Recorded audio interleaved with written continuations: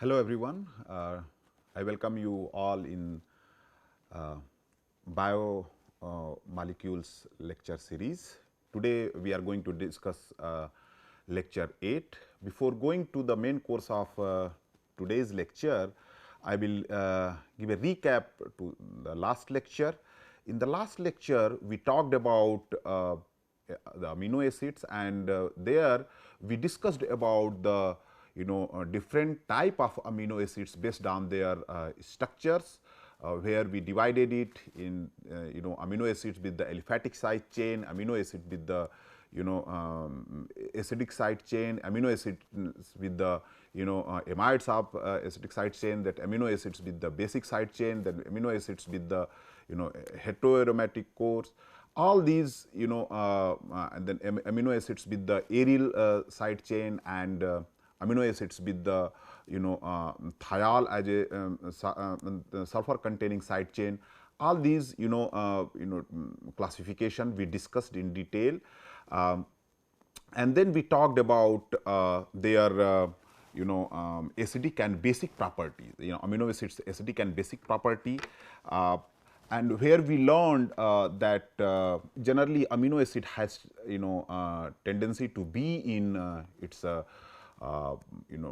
ionic structure, ionic form, and that is in totality it is basically neutral, but in the scaffold amine tries to be in the ammonium form, whereas the carboxylic group tries to remain in the carboxylate form, and the pH at which the population of these molecule remains in the ionic form is known as the isoelectric point. So, there we discussed about the how isoelectric point is important, and we have also talked about the how to calculate the isoelectric point, that if you know the pK of particular functional group in the amino acid, then we can easily evaluate the isoelectric point, which is basically, if you know the 2 pK, I mean to the there are only 2 functional group in mainly, one is the carboxylic acid and the other is the amine at the alpha position. So, if you know the pK of these 2 functional group, by adding and then dividing by 2, one can get the isoelectric point at which it tries to remain in the ionic form, where amine remains in the ammonium form and carboxylic acid remains in the carboxylate form. Basically, what happens that carboxylic acid proton gets transferred on the amines nitrogen and forms ammonium. We also discussed about how to determine the isoelectric point of the amino acid with the different substituents. Substituents means if it has proton receiving substituents like heteroaromatic cores as a substituent, or some heteroatoms are there. In that case, how we can evaluate?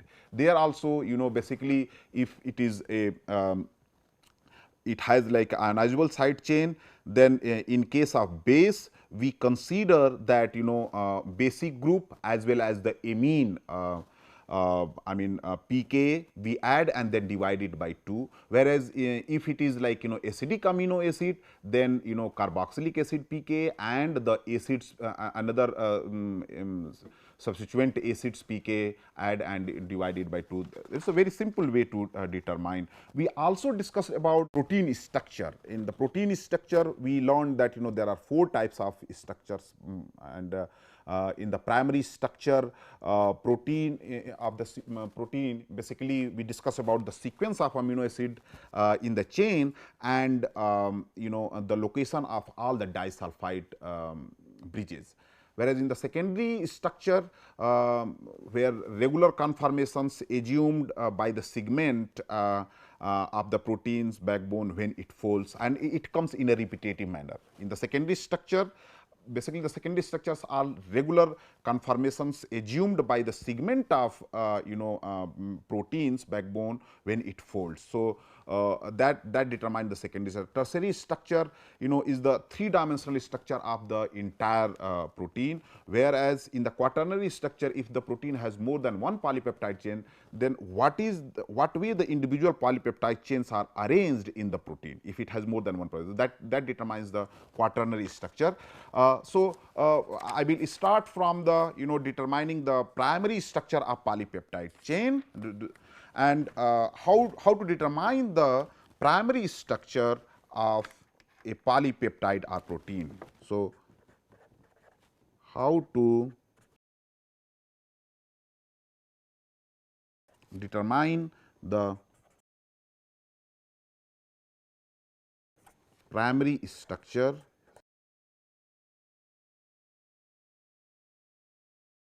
of a polypeptide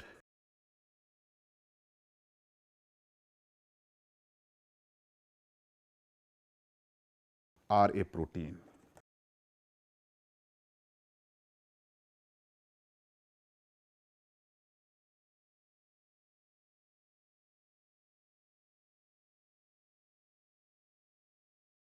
So, one way to determine the structure of a polypeptide, that we can break the disulfide bridges in the polypeptide, so that it can attain a basically a linear structure. So, the important transformation for determining the primary structure of polypeptide is breaking the disulfide bridges. Breaking the disulfide bridges. How to do this? How one can attain the breaking of disulfide bridges? It is very simple. The one way to do is reduce the disulfide bridges. Reduce the disulfide bridges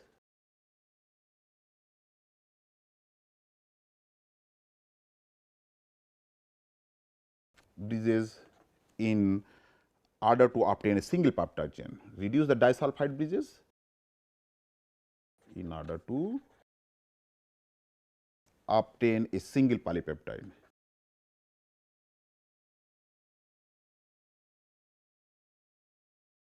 Polypeptide chain. So, how one can attain this transformation? For that, we will use reducing agent 2-mercaptoethanol, which will break the disulfide bridge by the reaction with the reducing agent 2-mercaptoethanol. So, here we are going to use a reducing agent that will basically oxidize the disulfide functional group. So, we will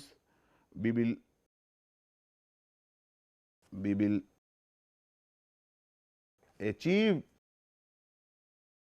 this transformation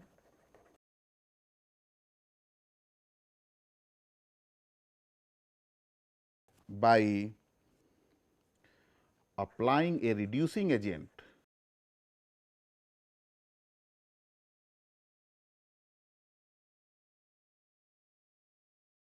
agent 2-mercaptoethanol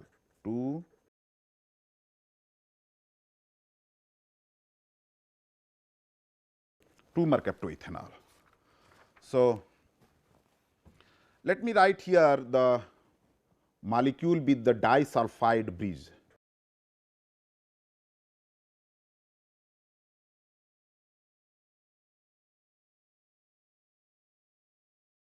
So, this is the representative structure of a polypeptide with the disulfide bridge. This is the disulfide bridge.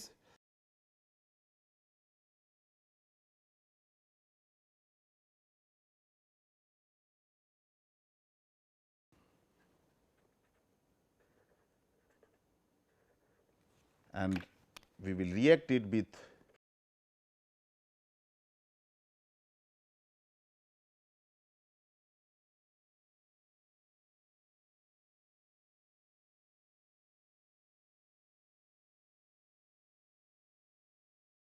two mercaptoethanol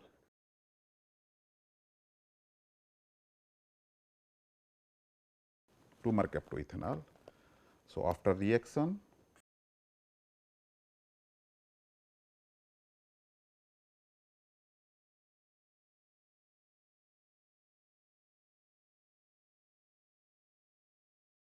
it will get converted to the corresponding sulphide will thiol. It will get sulphide will get reduced to thiol.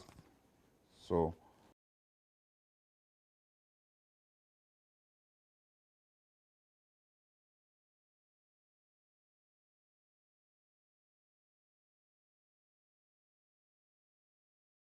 and 2 mercaptoethanol will get converted to sulphide.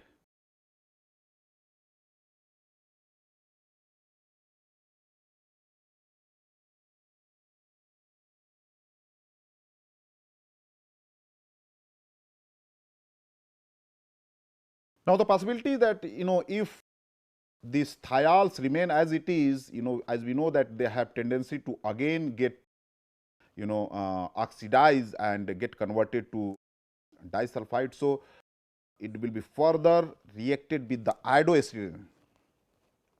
So, protein thiol group will be treated with the iodoacetic acid, so that it can convert it gets converted to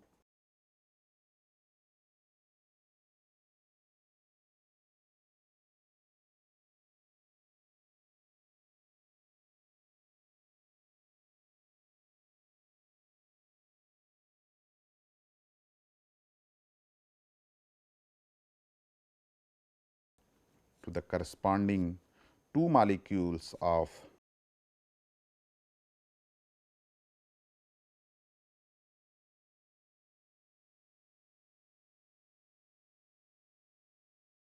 So, now after the reaction with iodoacetic acid, this is iodoacetic acid, this thiol group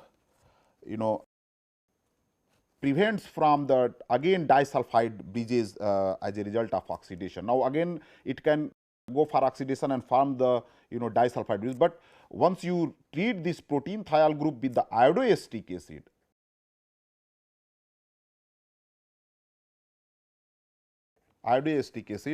sulfur basically oxidations gets stopped and it gets converted to the corresponding derivative. So, now it is not available for again going back to the, and that way you can get the polypeptide chain without the disulfide bridges. Now, this can also indicate that how many disulfide bridges are there by the number of these substituent one can determine. Now, let us talk about the determining the number and kinds of amino acid. Determining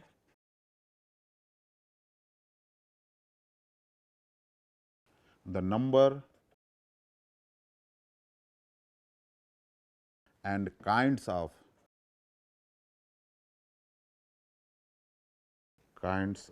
amino acids.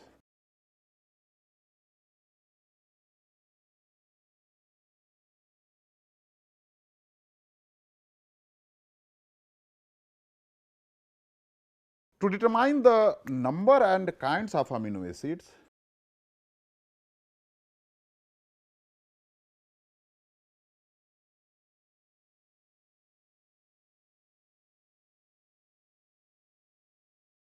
number and kinds of amino acids in the polypeptide chain,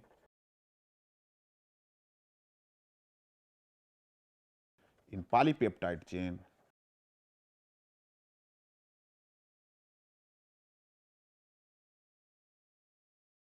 it was dissolved in very concentrated hydrochloric acid.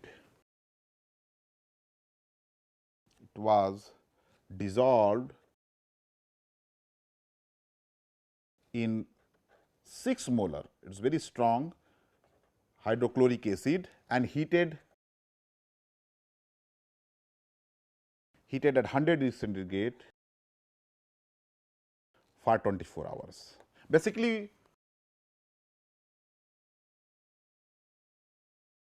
we are here hydrolyzing all the amide linkages, all the amide functional group, to convert it into the particular amino acid, the constituent amino acids, which after the condensation they form the peptide chain.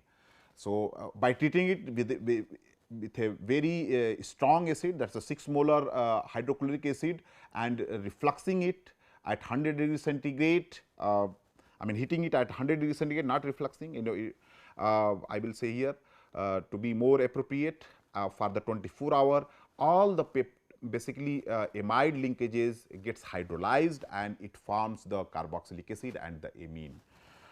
So, in totality, I will write here, if you treat polypeptide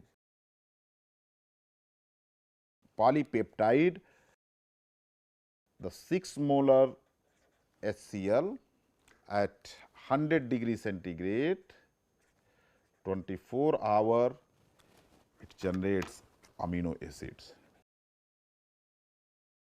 the constituent amino acids. The mixture of amino acid is passed through a amino acid analyzer. Now, the mixture of amino acid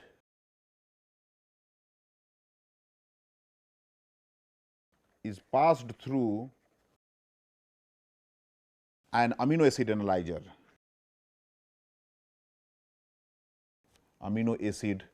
analyzer. To identify the amino acid. To identify the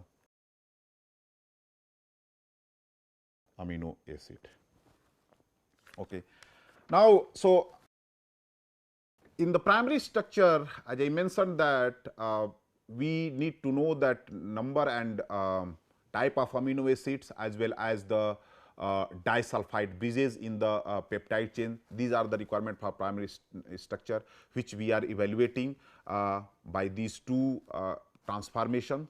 First one we did that by treating the polypeptide chain with the thiomercaptol to reduce the disulfide bridge into the corresponding thiol, and then this thiol, since has kind of a property to go again basically oxidize to the disulfide. So, again it is get reacted with the iodoacetic acid to form the corresponding acetic acid analog, so that it cannot oxidize to disulfide. So, that way we can easily identify in the polypeptide chain by this transformation how many disulfide bridges are there. Another thing that how many amino acids are there, that and what kind of amino acids are there, that can be easily learned by treating it with the 6 molar HCl and heat it at the 100 degree centigrade for 24-hour. One can get the all the amino acid in the mixture, and which can be easily identified through the amino acid analyzer, that what are the amino acids are there in that particular polypeptide chain. Now, I will talk about the secondary structure.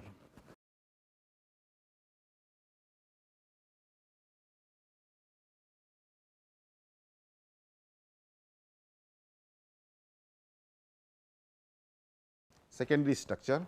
So, secondary structure describes the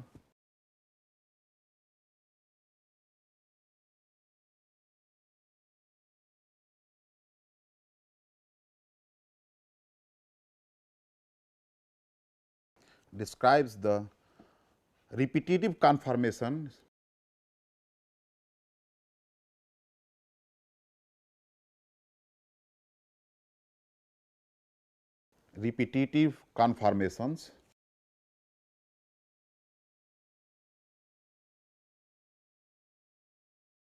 assumed by segment of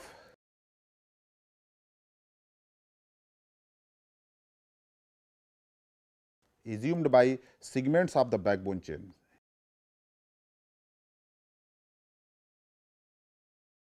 Of the backbone chain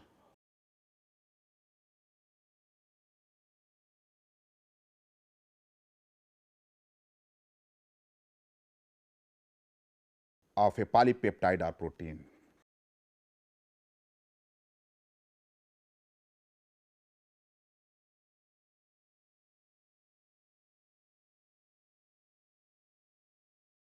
In other words,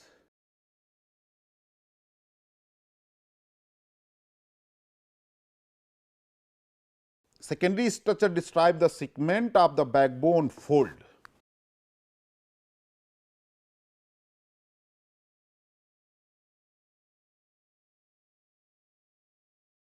Secondary structure describes how segments of the backbone, how segments of the backbone fold, segments of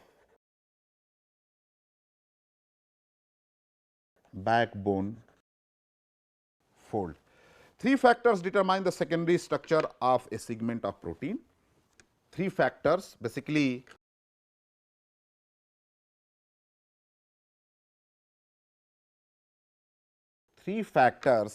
determine the secondary structure of a segment.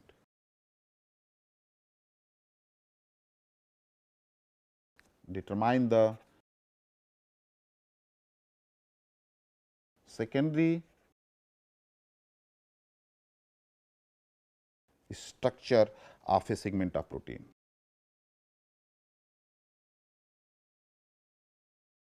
Segment of a protein.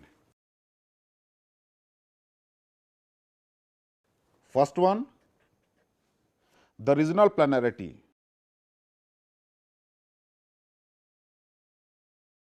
The regional planarity. Regional planarity about each peptide bond. About each peptide bond. The regional planarity about each peptide bond. Why is it so? As a result,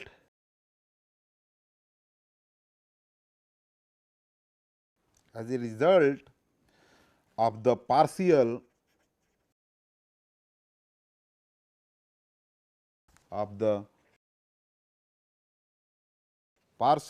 double bond character of the amide bond.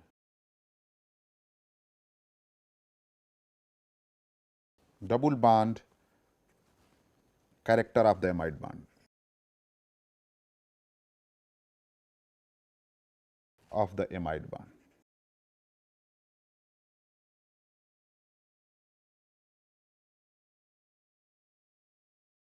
Which limits the possible conformations of the peptide chain.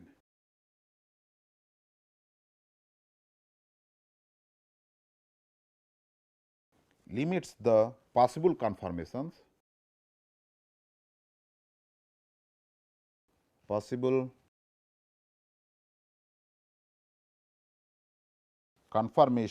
of the peptide chain.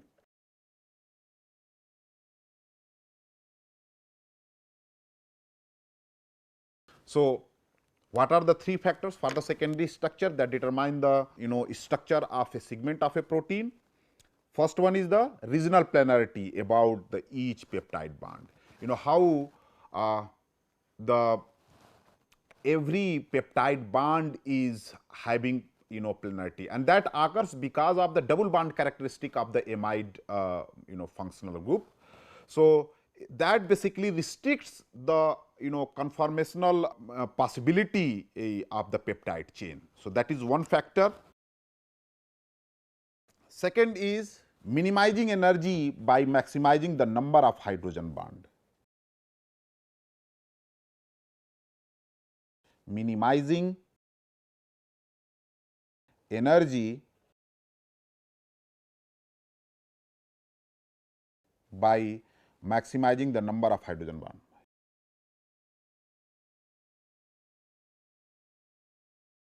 by maximizing the number of hydrogen bond.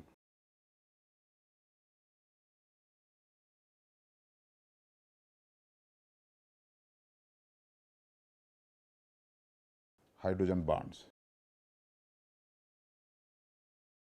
between peptide groups.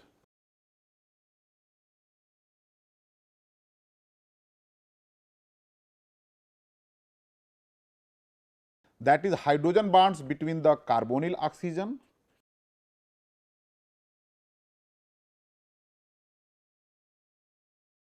hydrogen bond between carbonyl oxygen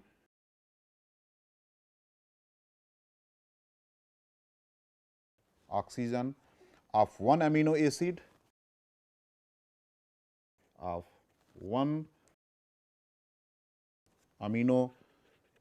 acid and the amide hydrogen of another.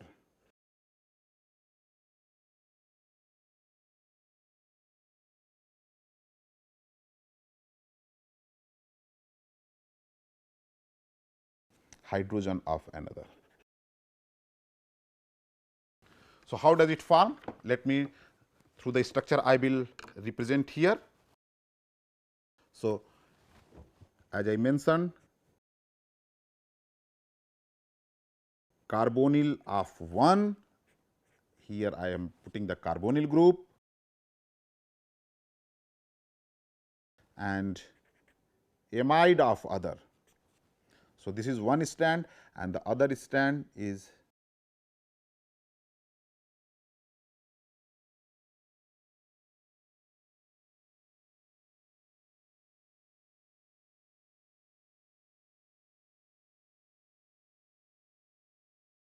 so this is the, as I mentioned, carbonyl of 1 amide chain with the amide of the other amidic hydrogen of the other. These forms the hydrogen bond. Okay. So, hydrogen form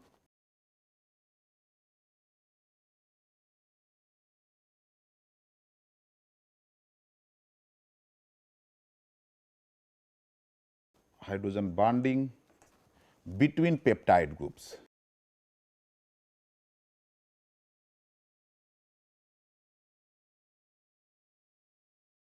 Peptide groups. Hydrogen bonding between peptide groups.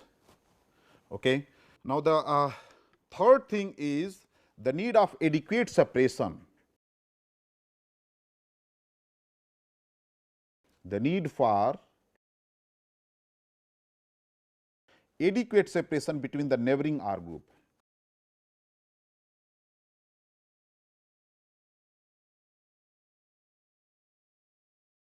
Adequate separation between neighboring R groups.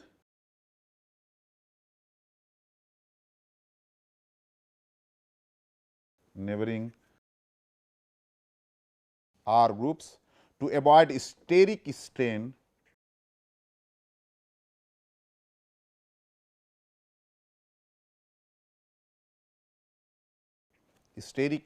and repulsion of like charges.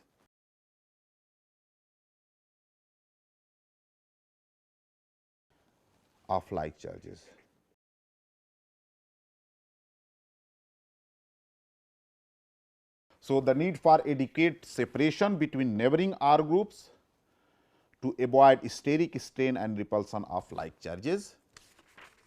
So, again I will like to repeat the secondary structure. Secondary structure describes the repetitive conformation assumed by segment of the backbone. In other words, that secondary structure describes how segments of the backbone fold, and to learn about it, we need to know the three factors, which determine the structure of a segment of a protein. What are the three factors? First one is the regional planarity about each peptide bond, and that how does it happen? Because of the double bond characteristic of the amide bond, which limits the possible conformation of the peptide chain. because if the double bond characteristic comes in because of the amide group, it does not allow that flexibility which can occur in its absence.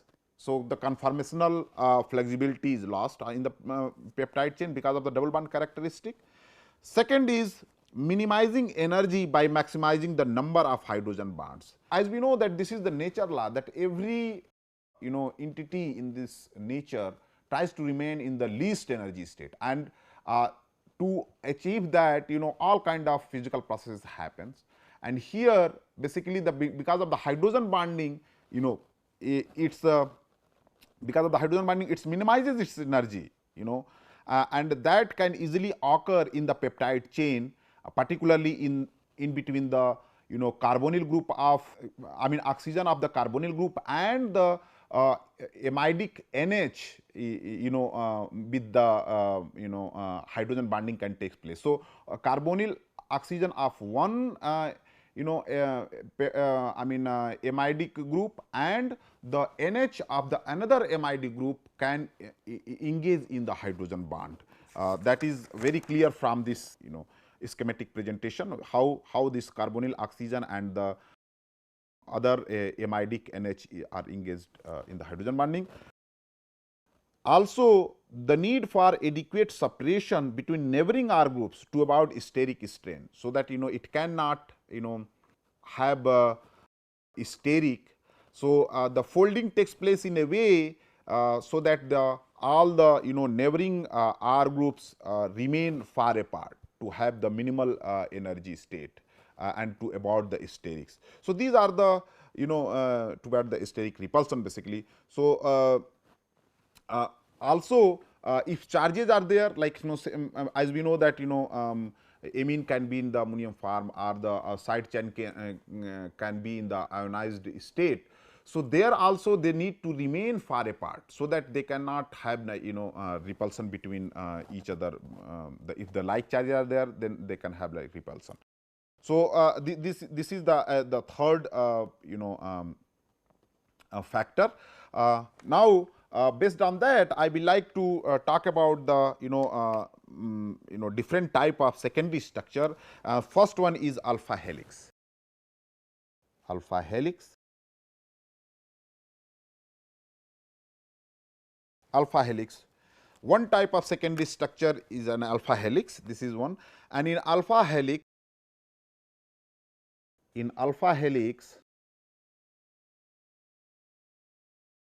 the backbone of the polypeptide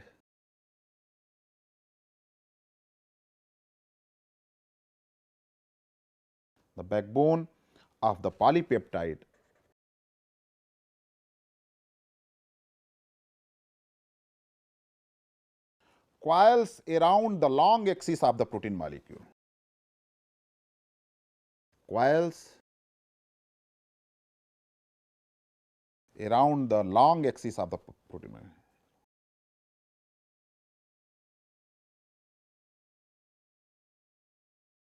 Axis of the protein molecule.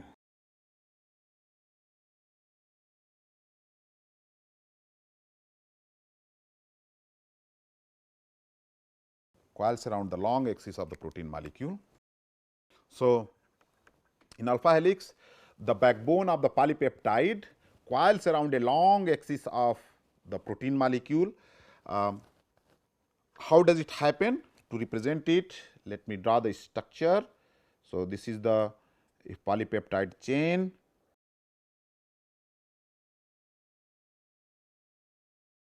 So, this is the coiling, and since it is double stranded, so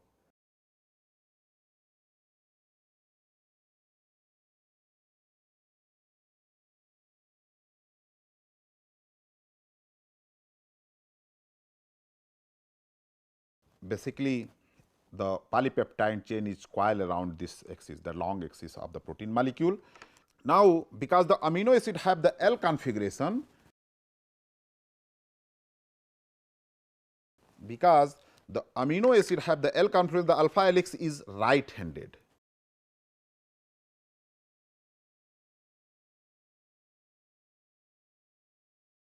Amino acid have the L configuration.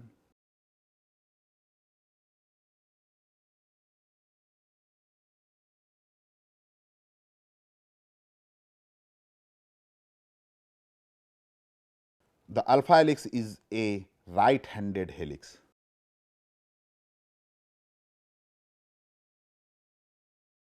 Alpha helix is a right-handed helix.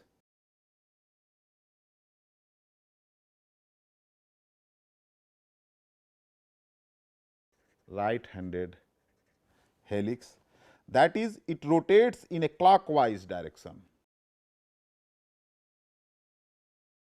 That is, it rotates in a clockwise direction.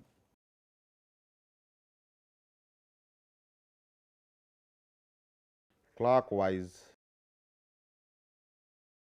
direction as it spirals down.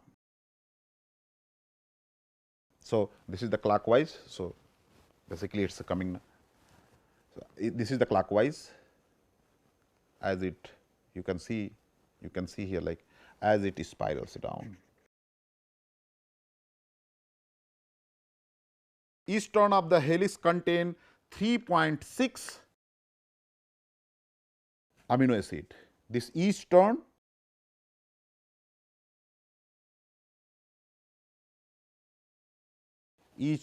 of the helix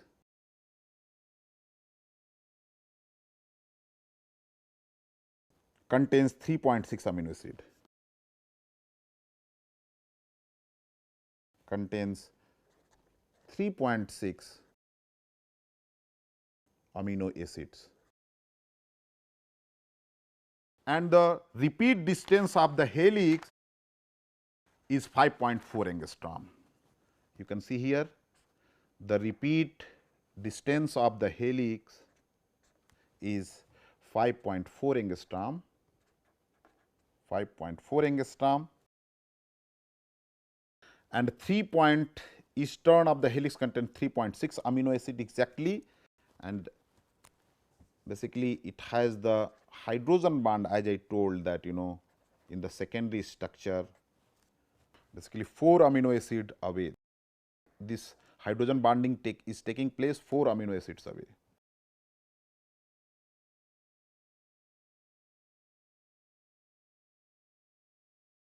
Four amino acid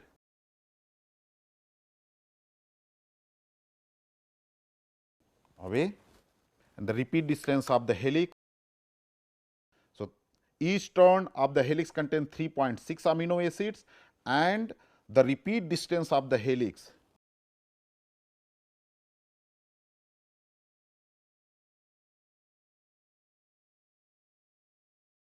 and the repeat distance of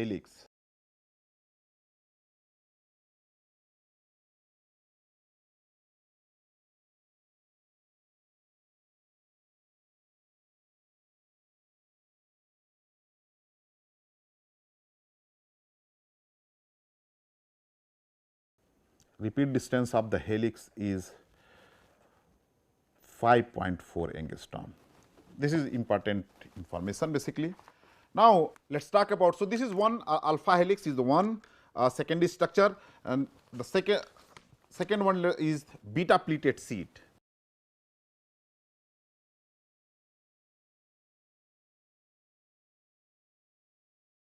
Beta pleated sheet.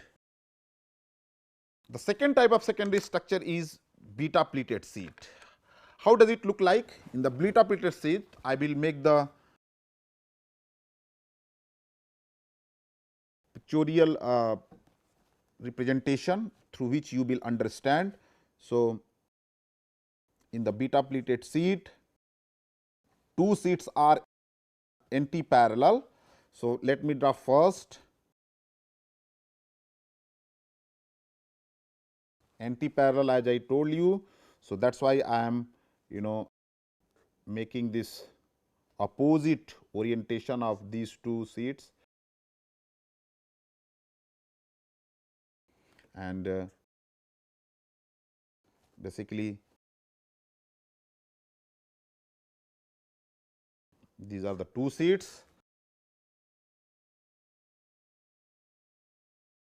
Just I am with the solid lines, I am representing that the two seeds are there, which are folded in anti-parallel to each other.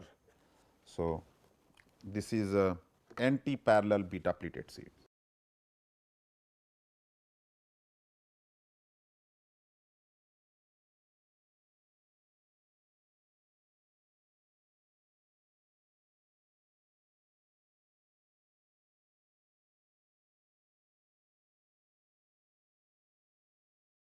And then I will draw here the other. So, in another secondary structure, the polypeptide chains are parallel.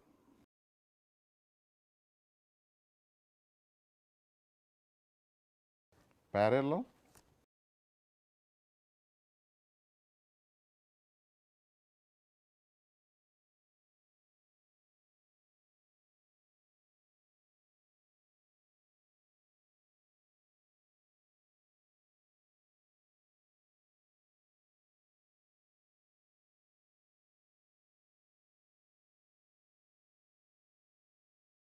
So, this is the parallel beta pleated seed.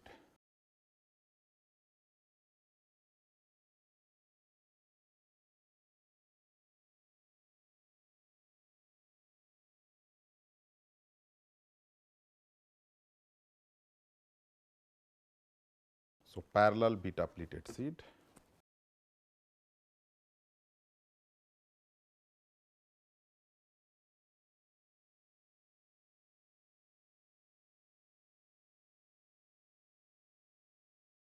Here the hydrogen bonding in a beta pleated seed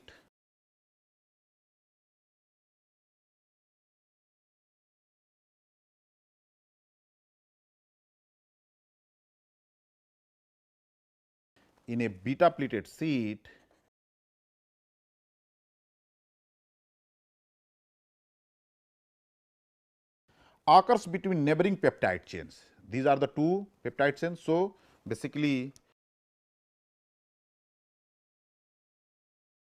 this is the in between the hydrogen bonding is taking place. Similarly, this is the anti-parallel, and in the case of parallel also I can represent here.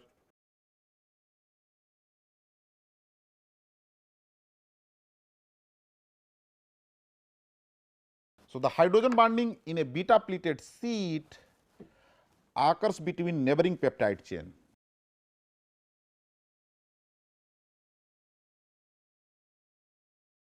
Between neighboring peptide chains.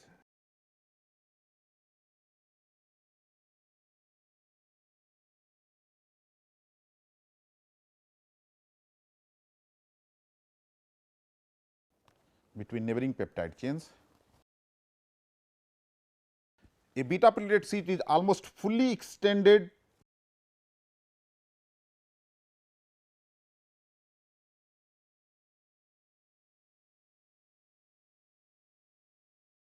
a beta pleated seed is almost fully extended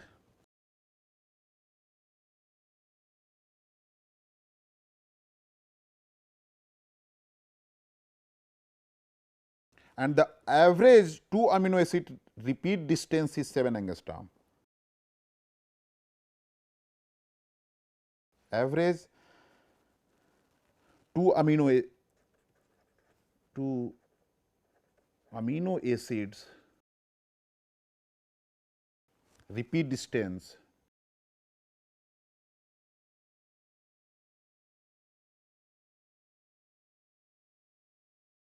is 7 angstrom.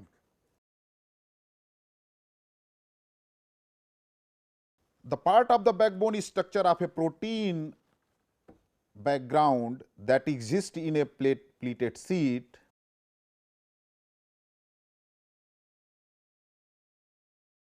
The part of the backbone structure.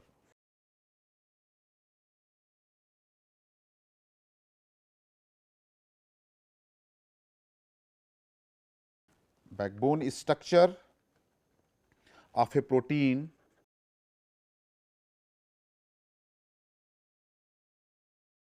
background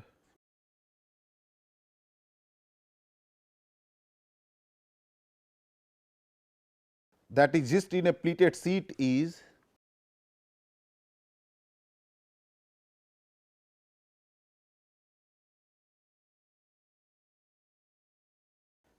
indicated by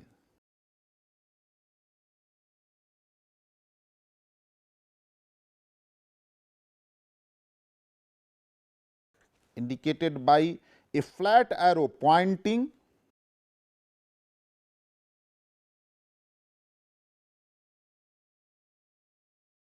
so this is I am talking about the flat arrow pointing in the N to C direction.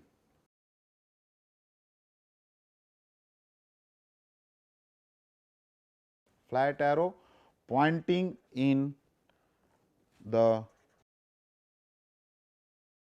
N to C direction. Again I will repeat here, in the beta pleated sheet, the hydrogen bonding in a beta pleated sheet between the neighboring peptide chains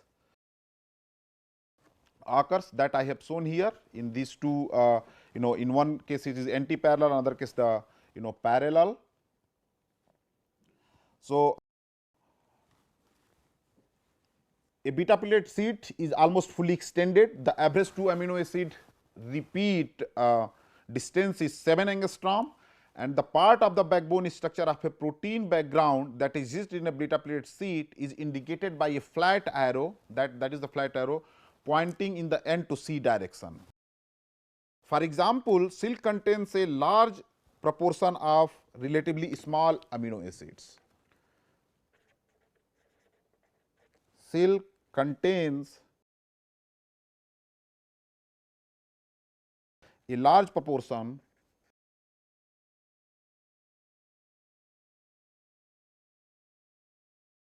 of relatively small amino acid.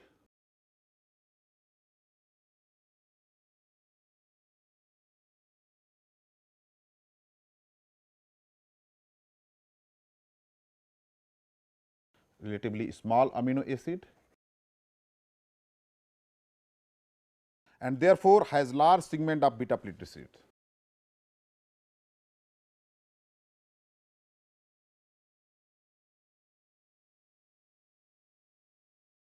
Therefore, has large segments of beta pleated sheet. Segment of beta pleated sheet.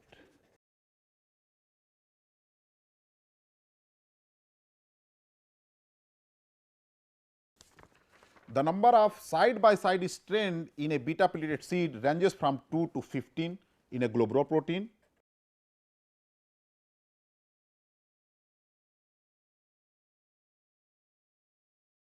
Side by side strand, I am particularly talking about this side by side strand. The number of side by side strands in a beta pleated seed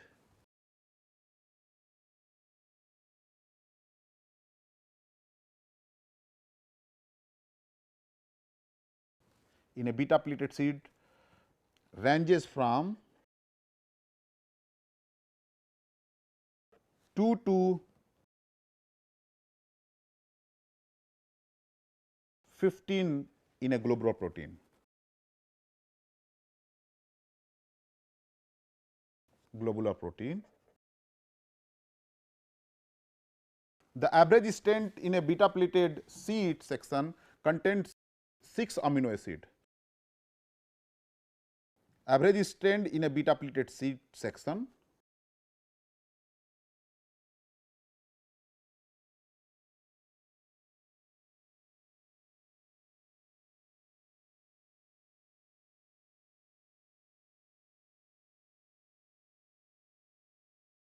Sheet section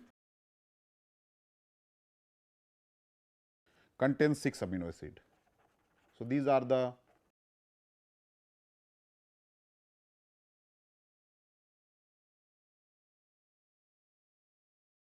another wool and fibrous portion of the muscle have secondary structure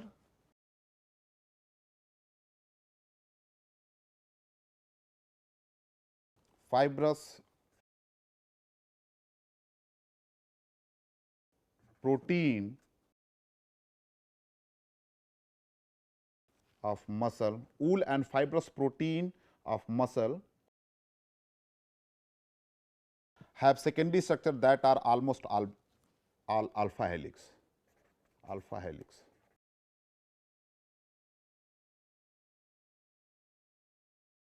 Beta pleated sheets are occurred in the silk and spider web.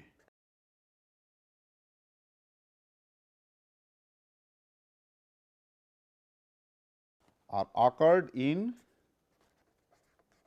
silk and spider webs.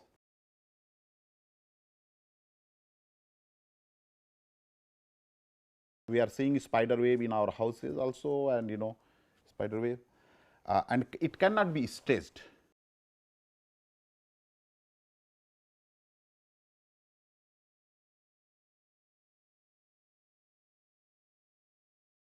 Cannot be stretched.